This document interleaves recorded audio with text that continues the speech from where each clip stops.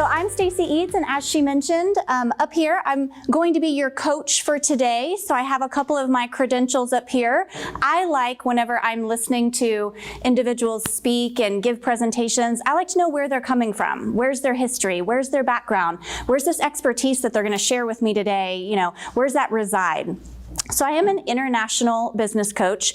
I coach in both America, in several different states, and also in Canada as well. I was actually just next door, and I was helping coach individuals even in Kenya. So it's a really exciting adventure.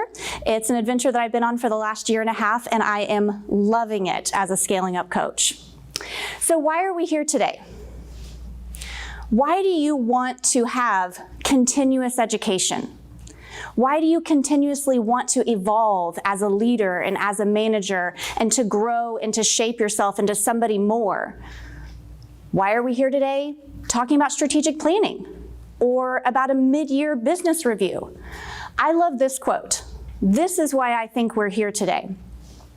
I have seen the future, and it is very much like the present, only longer. Because think about it.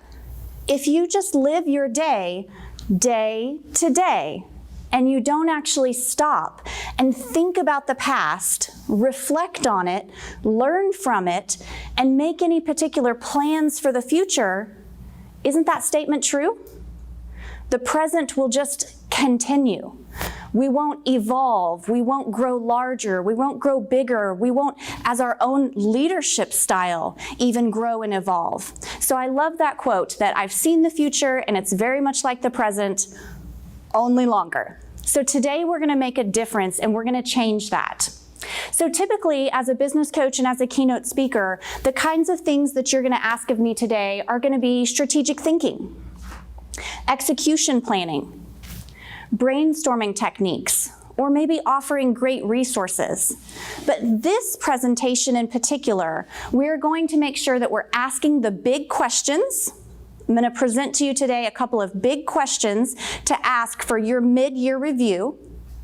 And then I'm going to give you some best practices, some tips, and some examples. So you probably signed up for this webinar or this in-person class because you saw that you were going to learn 6 new ideas for your mid-year review. So we're going to go over 6 specific best practices, tips, and examples. These are the 6 things that we're going to go over today. And if you are taking notes, the things that you want to take notes are that there are 3 buckets of ideas that we're going to talk about. So the 3 buckets are going to be employee engagement, rhythmic feedback, and key performance indicators. So the 3 buckets: employee engagement, rhythmic feedback, and key performance indicators. And I'm going to dig deep and give you 2 specific examples in each of those buckets. Because the majority of us judge our business based on a profit and loss statement. Or maybe your CPA sends you a balance sheet or a cash flow statement. But other than QuickBooks, how else can we measure how well our company is doing, how well our employees are doing, and how well our leadership is doing? So those are the types of ideas that I'm going to go over today. So the first set is going to be for employee engagement, and we're going to talk about A, B, C type players. We're also going to talk about a brand new concept about core values and self-evaluations. So those are the things that we're going to discuss first. I have a question for you. In non-pandemic times, when we're not suffering with COVID and we would go to a networking event, let's say it was a Better Business Bureau event or a chamber event, and you're networking with somebody and you pass them a card and they see that you own the business, what's a common question that they ask you? Oh, you own a business. How many employees work for you? What if you said, oh, about half? Not, oh, I have 2 employees or I have 200 employees. But what if you said, oh, only about half of them actually work for me?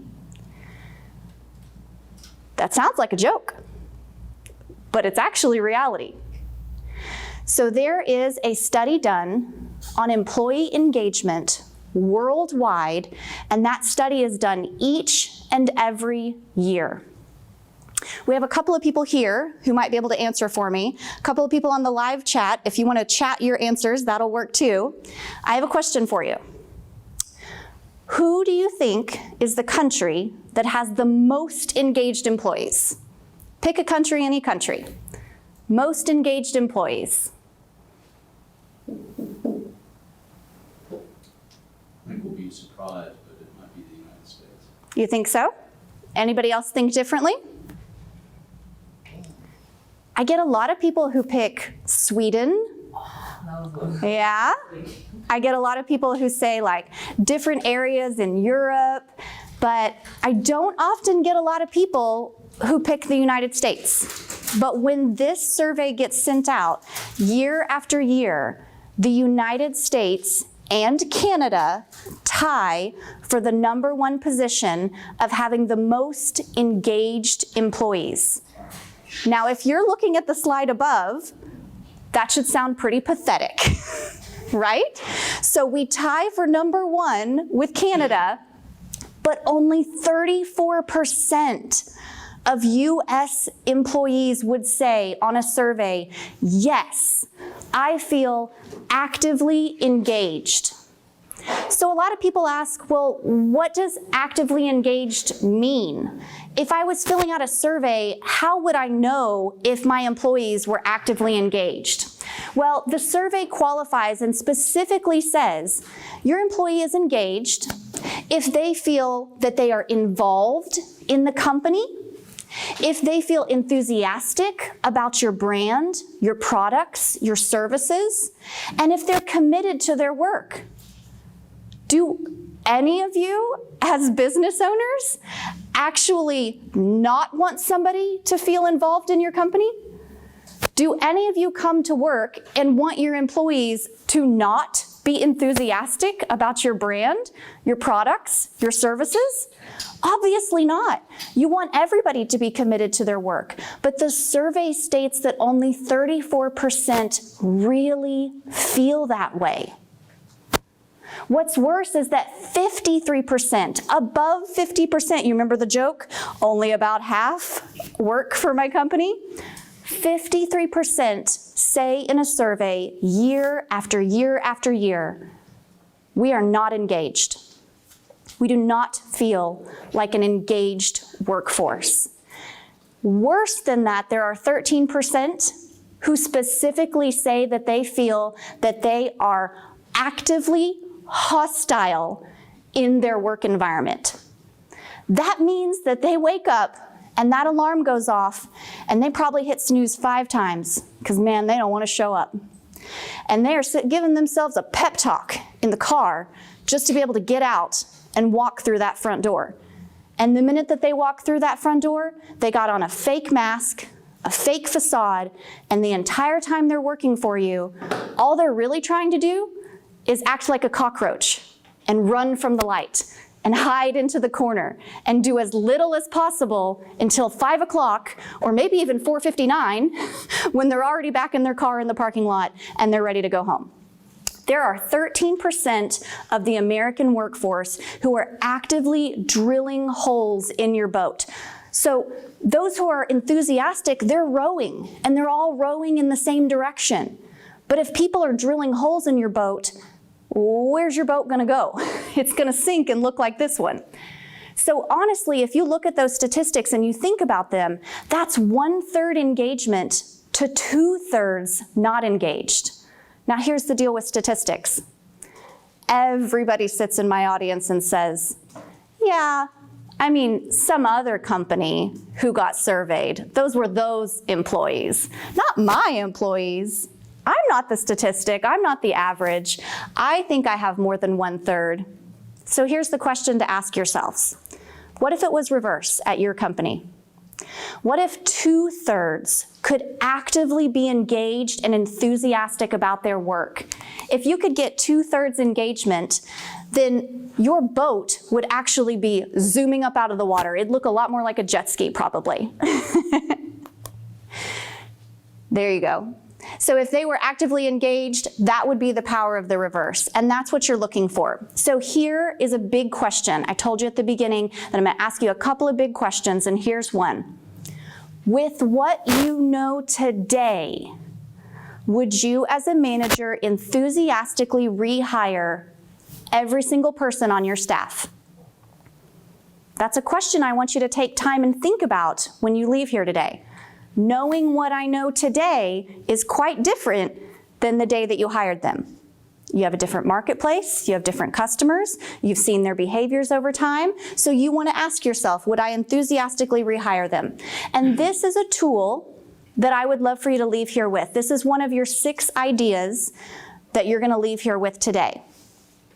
When we talk about A players on our team, you've heard the phrase that you want to have the right people on the bus, in the right seats, doing the right things right. Those are A players. Can you think about and envision somebody in your head today who's an A player on your team? I bet you can. Somebody who goes above and beyond, they're reliable, they fit your core values. So the way that you would do this, you could even do this on a cocktail napkin. Very simple, very easy. You're going to draw one vertical line, straight up and down. You're going to draw one horizontal line across. That should split your cocktail napkin or your piece of paper into 4 quadrants. And I want you to list your employees above the line only if they fit your core values. As of today, do your employees fit your core values? If you have a core value of quality and they fit that, and on a regular basis they exude quality work, then you would put them above the line. You would put them below the line if you think, well, occasionally I can think of a few examples where they did not exceed our core values or meet our core values. I can think of some examples. Now, from left to right, how am I going to decide if they're an A player or a B player? If they match my core values and they're above the line, how do I decide A or B? You look at the other item, productivity and performance, because those are 2 different things, right? Somebody can match your core values, have great enthusiasm, and have a ton of positivity, but they just don't have the skills, or they just don't have the experience, or they need a little bit more training. So that's the difference. An A player has all the tools in the tool belt that they need to succeed, and they're doing it with your core values. An A player is somebody who you want to retain on your team. A B player is on this column because their productivity and performance has a few areas that they could improve. A B player is somebody that you as a manager should identify that you want to coach. A B player is someone to coach. What is a training that you could send them to? What online class could they become a part of? What additional certification could they get? How could they cross the line from a B into an A? If you never give them the feedback and tell them how they can do that. So an A and a B player, they're great to have on your team because they're above the line, they fit your core values. That's important. And you differentiate between an A player and a B player by an A is that you want to retain them. And a B, you want to coach them so that they can become an A. Do you have any idea why A players leave your team? Over and over again, A players are asked in exit interviews why they left the company, and resoundingly, A players leave your company because of your management tolerance of C players on the team. Have you ever been in a group environment, a committee, or anything in which you felt like the A player and you're over here like Santa Claus with this huge bag of gifts and you're just dragging these C players along? Like, why are they here? Why are they listed on the committee? Why are they getting any credit for my work, right?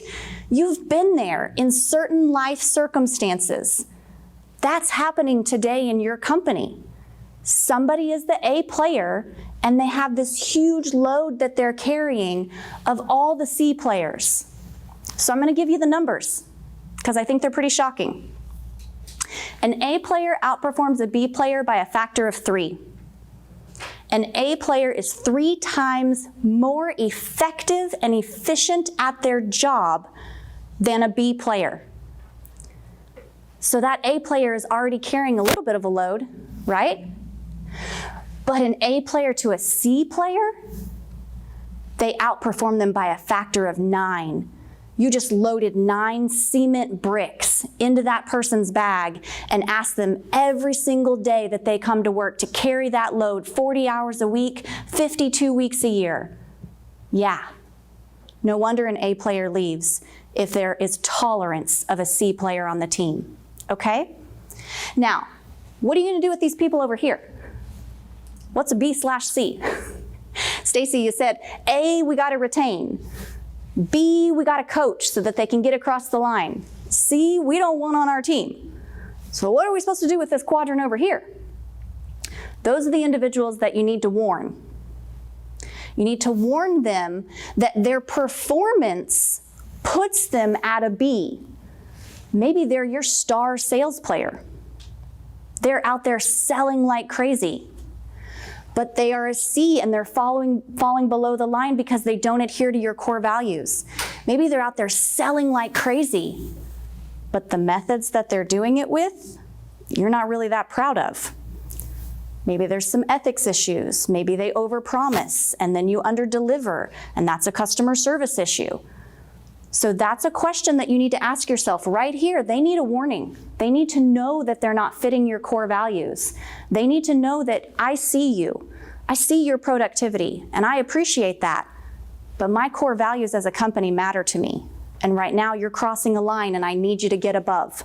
I need you to get back into that B square there. What do businesses normally hire for? What's listed on a resume? All of your skills, right? A resume is completely jam-packed with all the skills that they can find. But what do you normally fire for? You hire for skills, and then you end up firing for character. You fire because they fall below the line. They no longer adhere to your core values, right? So you want to make sure that your hiring practice when you leave here today isn't only about skills and isn't only about their resume.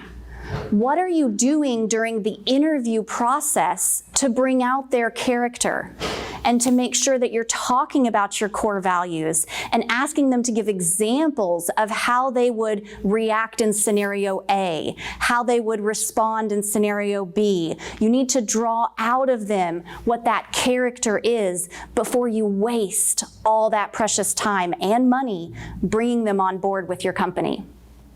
Everybody's got a Karen working there for them somewhere. Sorry I'm late. Got here as soon as I wanted to. Where would you put that? Would you put that in the C category? Of course you'd put that in the C category.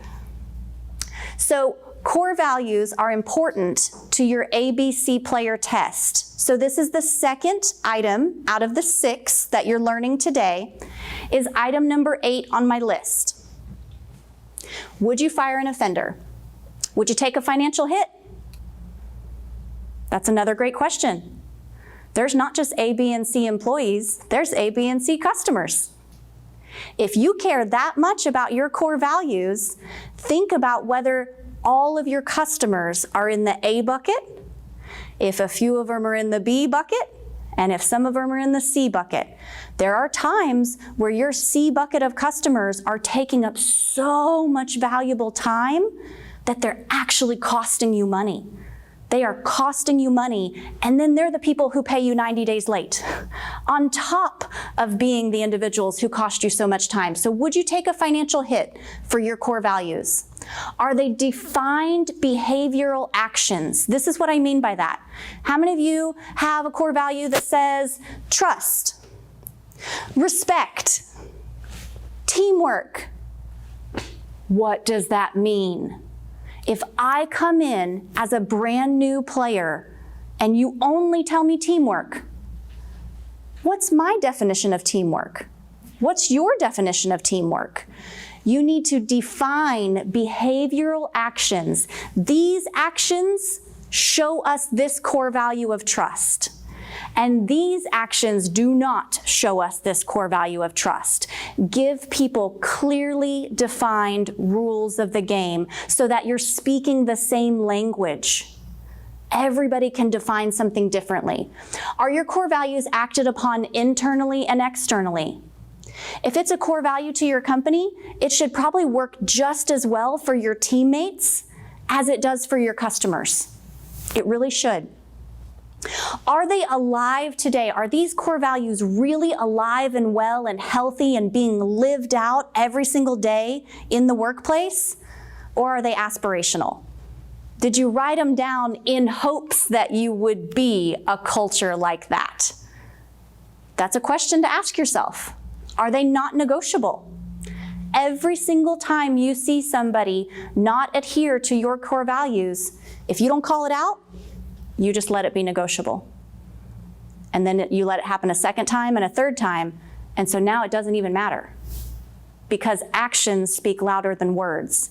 And words written on a poster, slapped on a wall, do not speak as loud as your actions of whether you say that's negotiable. Well, this one time, that was okay. Well, these 2 or 3 times, that's different. That's with only this customer. Are there 4 to 6 core values that are memorable and repeatable? Guys, you can't have core values that are a list of 13 long. Really? You want them to live it every single day and to breathe it and to speak it? They gotta be able to memorize it. And 13, 14, 15, 20, you've just watered them all down. If I come in as a brand new employee, you should be able to onboard and train me what your core values are, and within 2 weeks, I should be able to say it back to you. So 4 to 6, that's a pretty good number that I could memorize and say back to you. 12 and 13, probably not so much. Number 8 is what I want to talk to you about today. This is a new idea that I really like. So when we talk about HR and we talk about evaluations, a lot of people are still stuck in annual reviews. Annual reviews do not work. They have never worked. Have you ever worked at a corporation before, becoming a boss, and not liked the annual review process? Yes. So why, as a boss, are you continuing the annual review process? If individuals are in a B player column or a BC, don't they need to be told how they could change, how they could improve, and how they could do better? Do you want them to be lacking your core values for 364 days until the one day a year you're allowed to tell them that they're a B or a C player? No, you need to be having those coaching conversations more regularly. And this is a tool that I would like for you to try. You write out your core values, and then you put 1 through 5 next to each core value. You give 1 piece of paper to the employee, and you have 1 piece of paper as the manager. You tell them in advance, I'm going to give you a week. Next Friday, you and I are going to have a coaching conversation. I need you to fill out and rank yourself on each core value of trust, respect, teamwork. Rank yourself a 1 if you think it's quite low for yourself. Rank yourself a 5 if it's really high. Give me an example of what you think makes it low or high for you. And that exact same form is what you would have as a manager. And then you come together on that Friday and you sit down for lunch and you say, okay, let's swap forms. Let's see what we think. What if every quarter you did that with your employees? Would they always know where they stood? Would they always know how to improve? And would they ever have to guess at whether you liked them, whether they were doing a good job, whether you were happy with their performance? Just based on core values alone, they would self-evaluate, you would self-evaluate, and guess what you'd find out? Your numbers won't be the same. What if you have an opportunity to actually compliment that person and say, Joe, why on earth did you rank yourself in the matter of trust a 3? I ranked you a 5. Here's 3 or 4 or 5 different examples that I can give you of why I trust you as your manager. How amazing would they feel after that? the employees are probably going to rank themselves a little bit lower than you might even see them in your eyes, and it gives you a chance to be a good coach and to say thank you and to give examples of what they're doing well. So that's your core values DNA test and your ability to rank 1 through 5 with self-evaluation. So Brad Sugars is a billionaire, and this gentleman, I was able to see him on stage, and he told a story that I will never forget. And so I just wanted to relay the story to you, that his father does flipping of homes and commercial properties, and he was getting into that business, and he sat down around the dinner table with his dad, and he said, "Dad, I just can't find good people. I just can't find good people."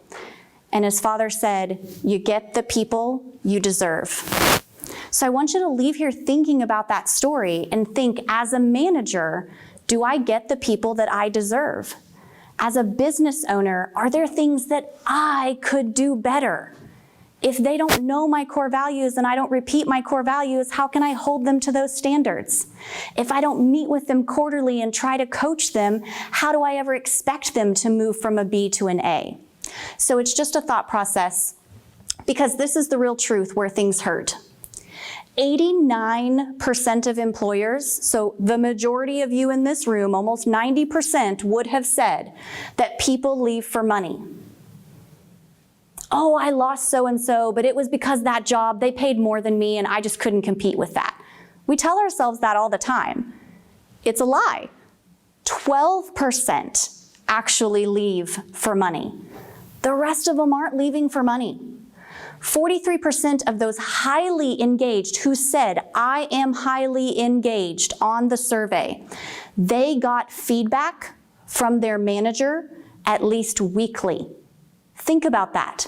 If you want more engaged employees, give them more feedback more frequently. That is as clear as can be in all the surveys, and that is worldwide. That is human nature. We crave knowing where we stand and what we can do to improve. Best in class, most engaged companies are 3.5 times more profitable. Now, why do I tell you that?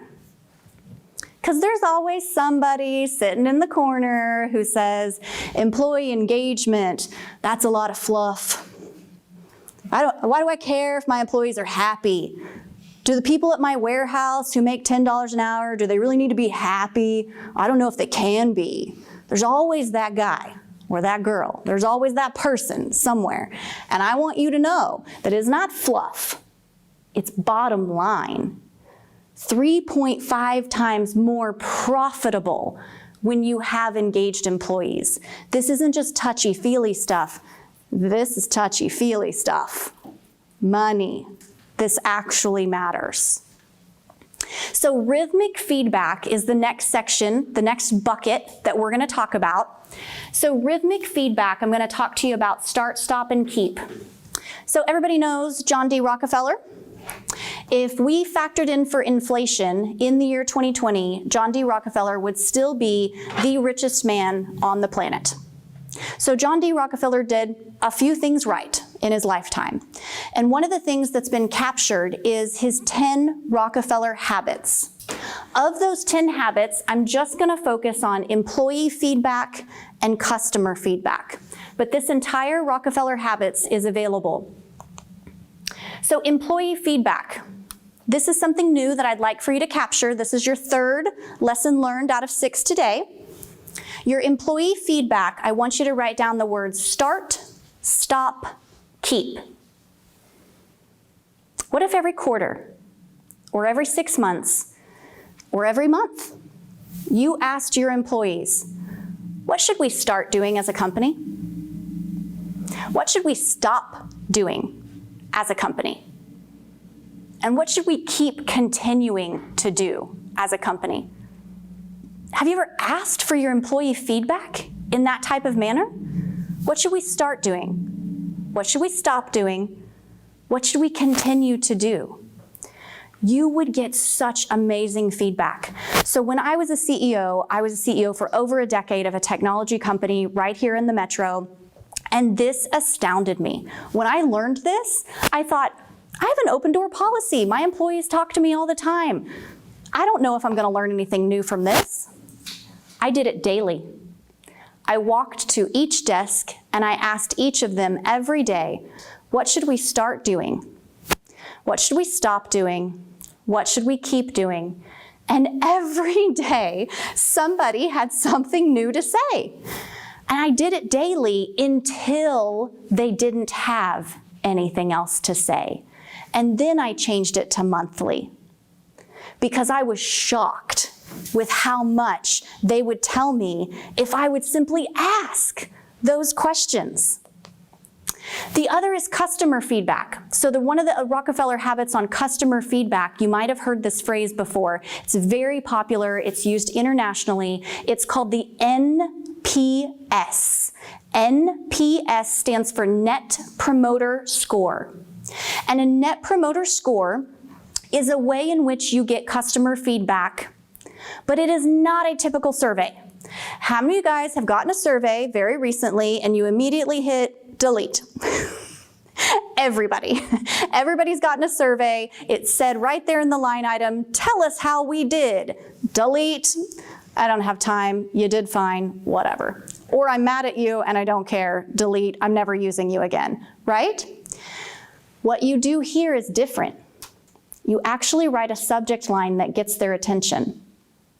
And the subject line says, do you have 2 minutes? It's a question. Do you have 2 minutes? Guess what they don't know? What you want. What if they think that you want a sale or they want a sale? They're going to open it. They're not sure what you need.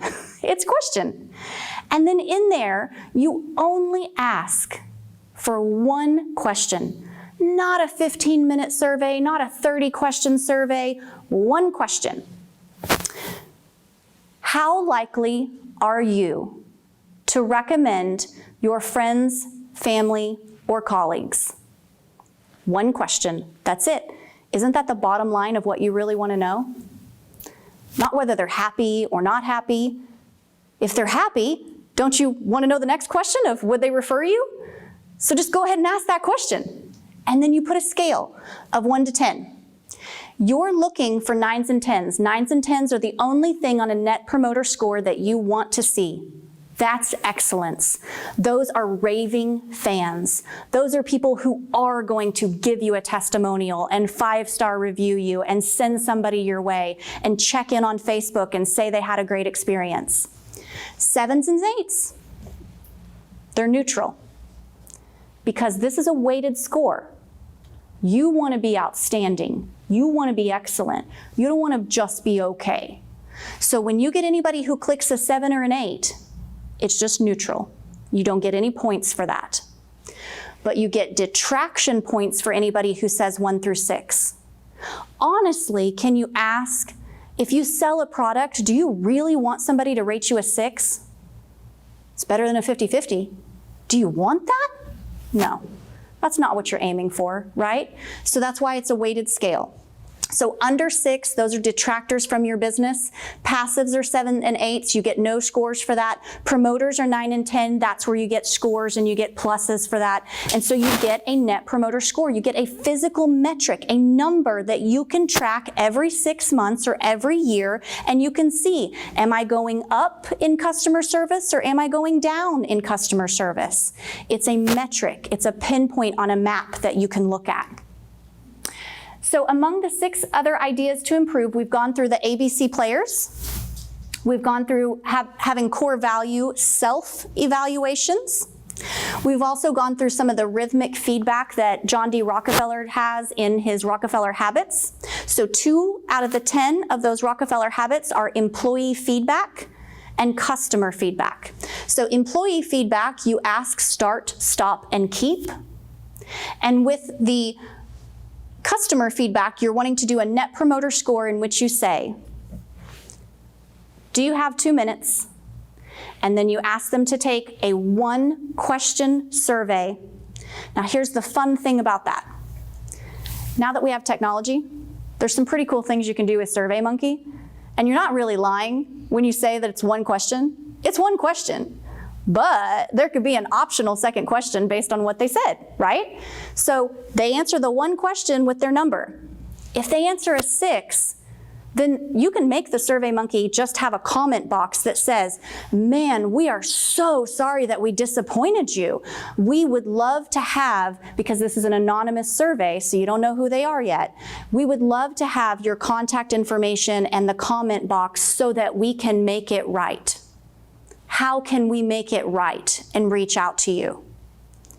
And if they're a 9 or a 10, a super positive raving fan, your secondary question that would pop down would say, wow, we're so excited that you're a raving fan of our business. Could we get your name and your information so that we could ask you for a testimonial, right?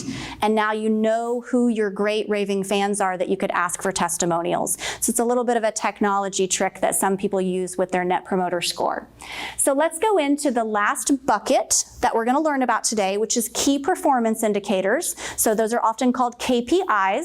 So your key performance indicators, we're going to talk about stoplight KPIs, because I think that might be a little bit new for several of you in the room, and then counterbalance. So a lagging metric is exactly as the picture describes. It's looking in the rearview mirror. An example of a lagging metric for a key performance indicator is going to be something like sales revenue. You look at sales revenue and you look at it at the end of the month. It's already happened. What are you going to do about it? The CPA sends you a report. Your profit and loss statement is a lagging metric.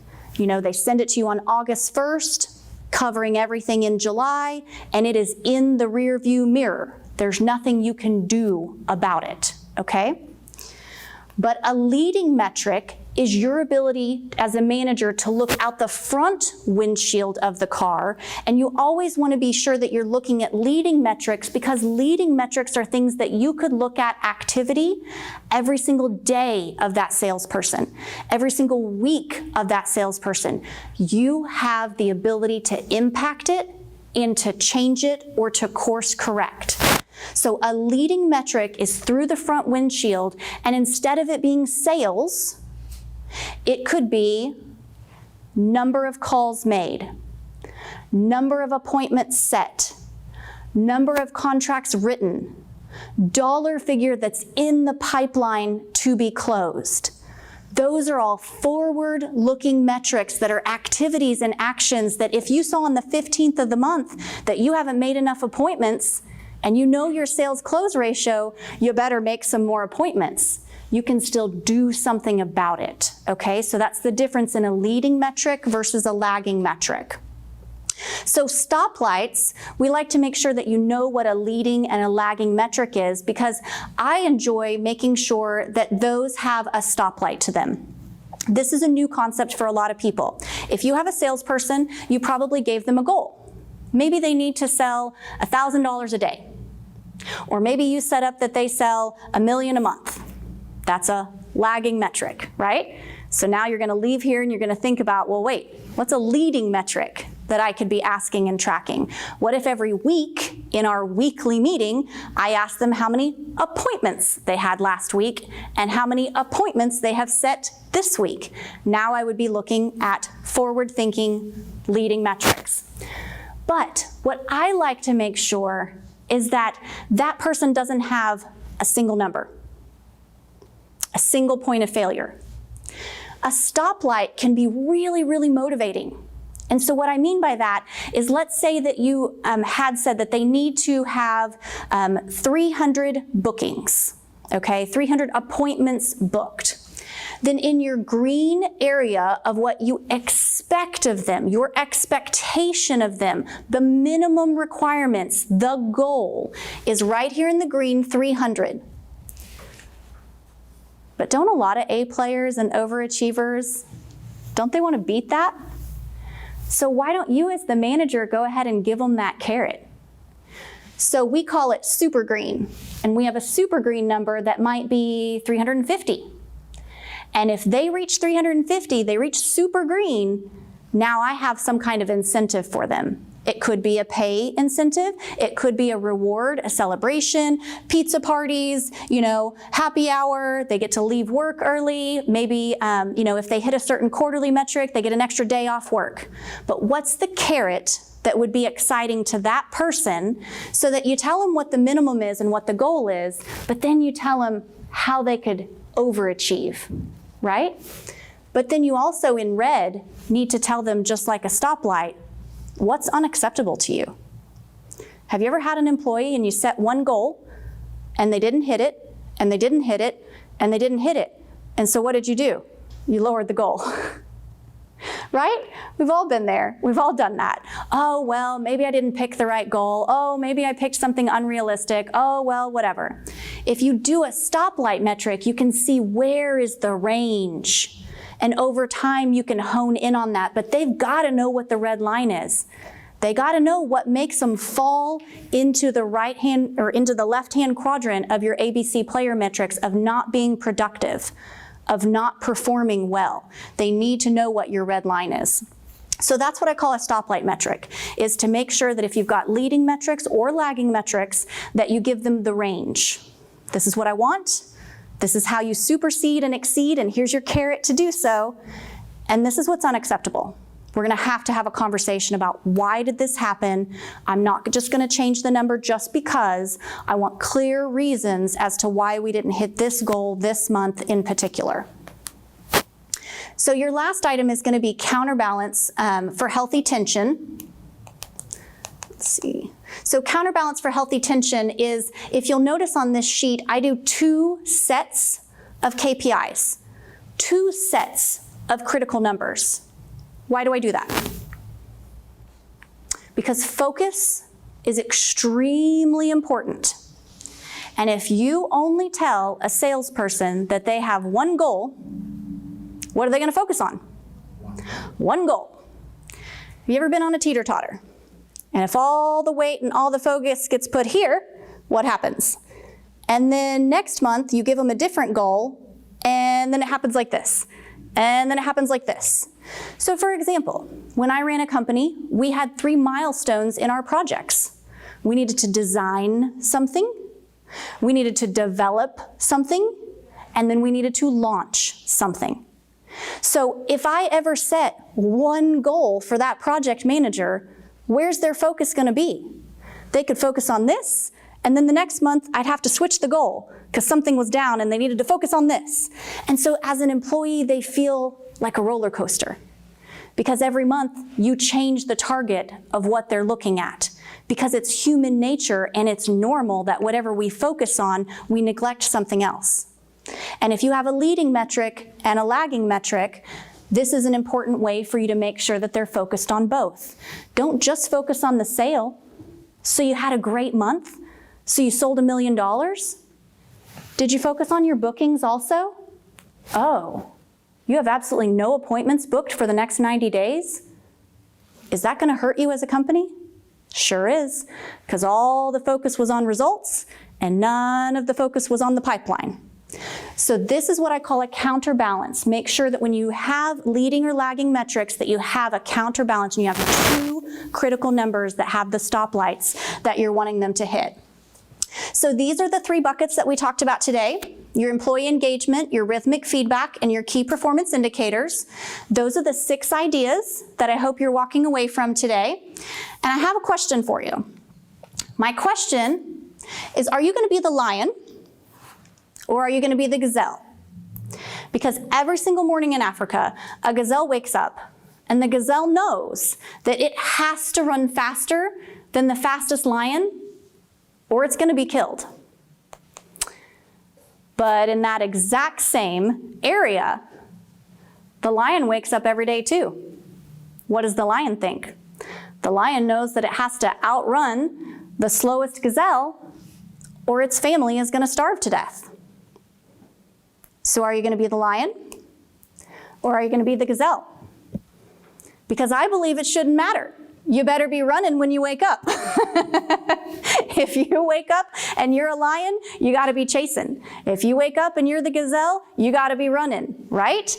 every single day. You can't relax. You can't sit on your laurels. You've got to be running when that sun comes up.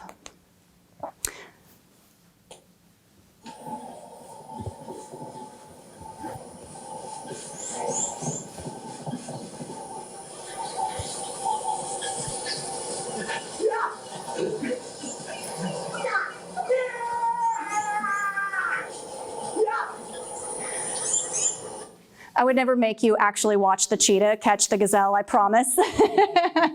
So I would love to open it up for Q&A. Maybe some that are on the live stream might have some questions, but this is a good time for that. I would love for you to tell me what excited you today. If any of these 6 ideas were new for you, if any of these 3 buckets were a different way of you thinking about something, this is how you can reach out to me. You're welcome to tag me or come find me on social media. I am on all 4, LinkedIn, Twitter, Instagram, Facebook.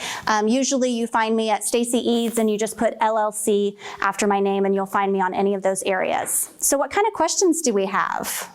Are there any questions in the room? Or did anybody have a bright spot for the day, a big aha moment, something that they'd never thought of before? I saw you guys taking a couple of notes. I really like the self-evaluations. The self-evaluations, yeah.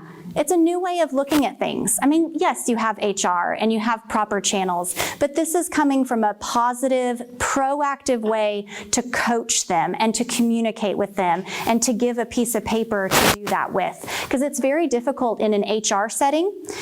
In the HR world, especially in corporate America, they're asking you, did you have a PIP? Did you have a performance improvement plan? Did you write them up 3 times? Did you warn them properly? What's their file look like? You got all this paperwork. Well, core values don't ever make it into the HR realm. And so this is a way to bridge that gap, that you can have an actual quantity metric that you track over time, and you have these pieces of paper as to whether they were adhering to your core values. Yeah, for me, this self-evaluation, because they're operating under what they perceive. They're operating day to day and what's going on. You may see them differently. Yes. Without that connection, without that conversation, they're going to continue to operate in what's been working for them, whether it's good or not. Whether they think they're doing just okay and they're actually thinking better, you can actually improve performance with one conversation. Absolutely. We are all waking up every day with the perspective and the lenses that we put on. We either have rose-colored glasses or we're waking up with our viewpoint. And if someone else doesn't tell us their viewpoint, how are we ever going to get outside of our head and outside of our day-to-day and understand a bigger picture of the company or ways in which we could improve? We have a question from our chat. Great. And it says, Randy asked, as mentioned earlier, some customers may not meet your core values or can be pleased. How do you reconcile this with your NPS? As an example, 90% of my customers may see our prices as a great value, but there is that one that says our prices are too high.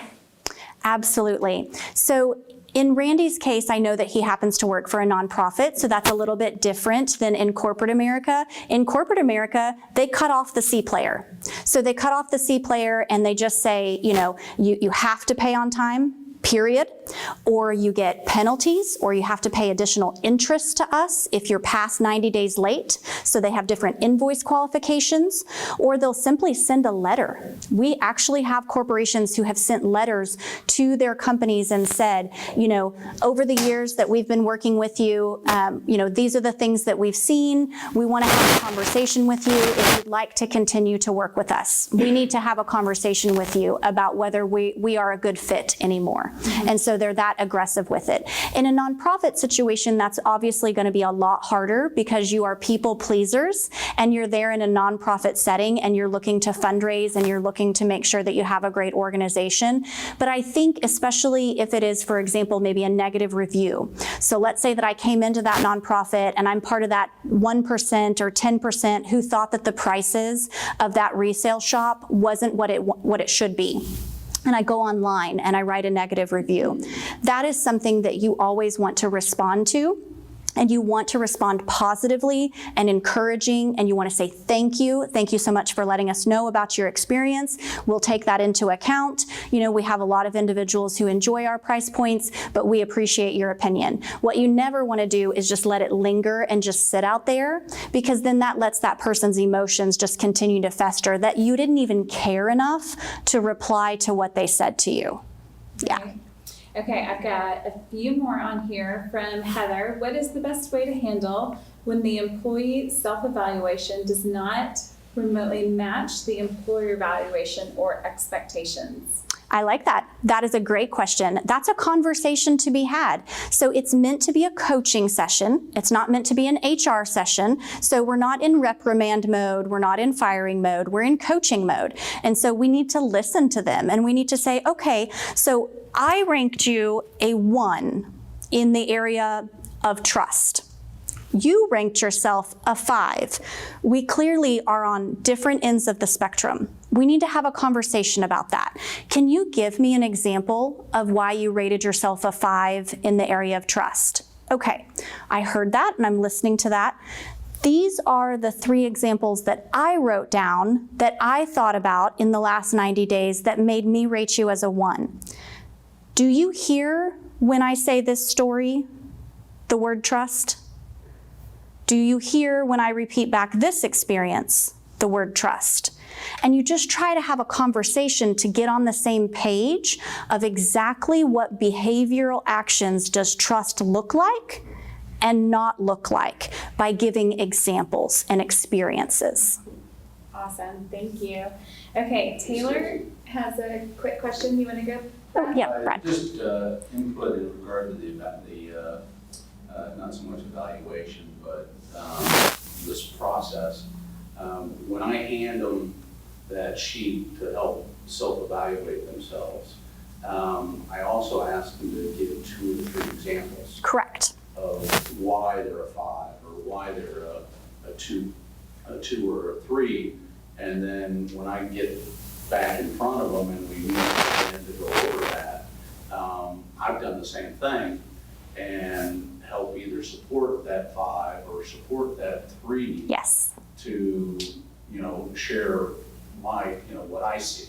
Yes. And they can do the same thing. Exactly. So for those of you online, just to make sure that you heard that, it was just a great reminder that the core self-evaluation sheet is not just the core values and 1 through 5, but it also asks for examples. And that way everybody comes to the table prepared. No employee and no manager wants to feel ambushed. Nobody wants to not be able to come up with an example in that moment when you're having lunch or when you're having breakfast and you're having that conversation. So have it a part of the form that they have an area to write out a few examples.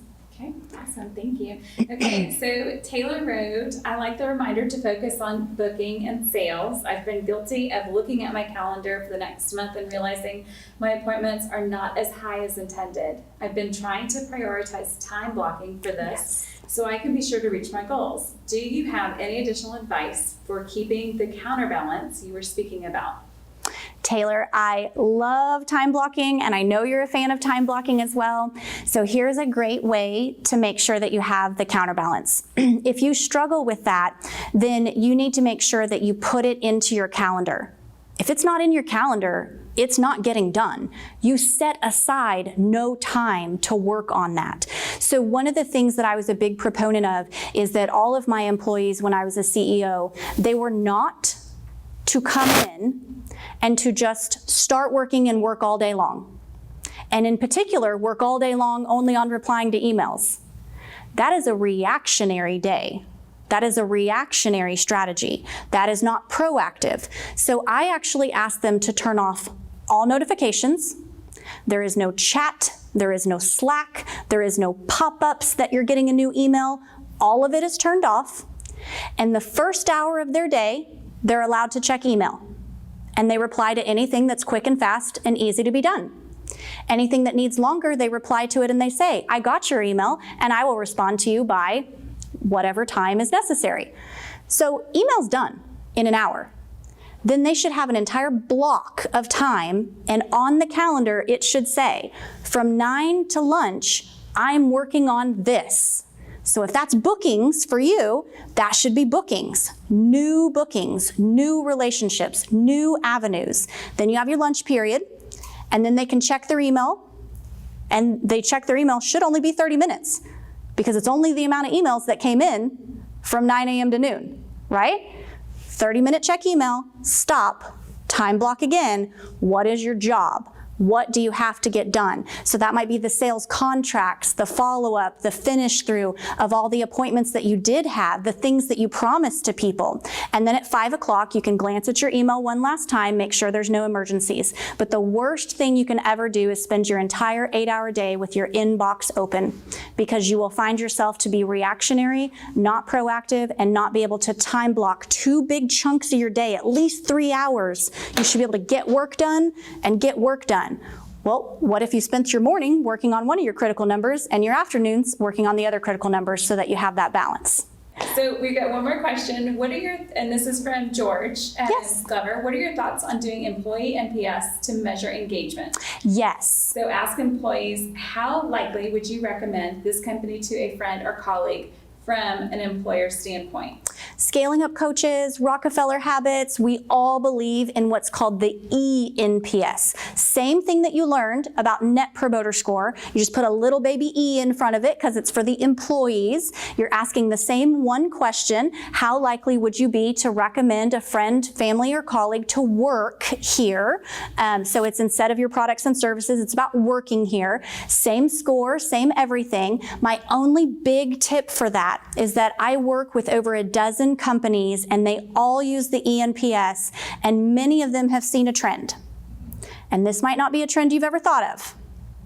Do not send your ENPS every single quarter, every 90 days.